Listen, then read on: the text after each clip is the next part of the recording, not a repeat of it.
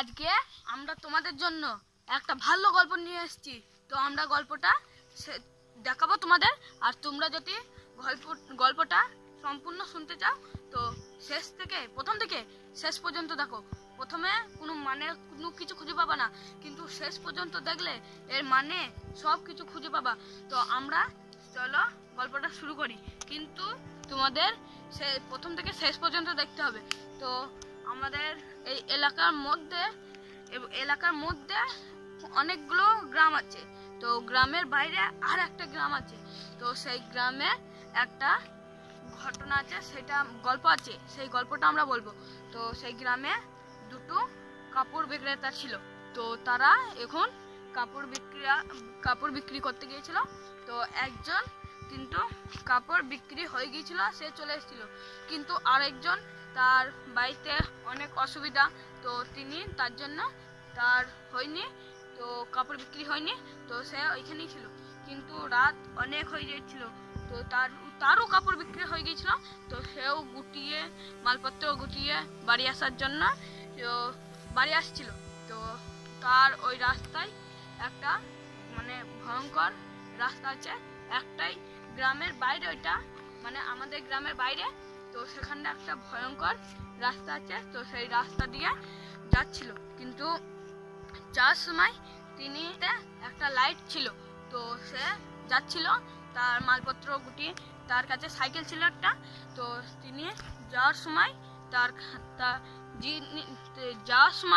তার পেছনে কেউ ও কিছু বুঝতে পারে। তো সেটা ও বুঝেছিল। তো সে অনেক কিছু ঘটনা, তো সেটা আমরা পরে ভিডিওতে দেখাবো। তো আমরা ওটাই দেখা যায়নি, তো বুঝতে পারিনি। তো তারপরে ও সামনে দেখে একটা ছায়া। তো সেই ছায়াটা দেখার জন্য ও দেখলো, কিন্তু যত সাইকেল টানছে তত পিছিয়ে যাচ্ছে, কিন্তু সাইকেল এগুচ্ছে না। তারপরে পিছনে তাকিয়ে দেখে যে একটা ও ছায়া আছে লাল কাপড় পরে। তো তার অনেক ভয় লেগে যায়, অজ্ঞান হয়ে যায়।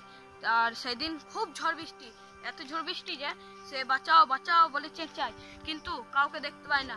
চাই সাইডে বাড়িঘর তো অনেক দূর দূর, তো তাই সে ওইখানটায় দেখতে পায় না।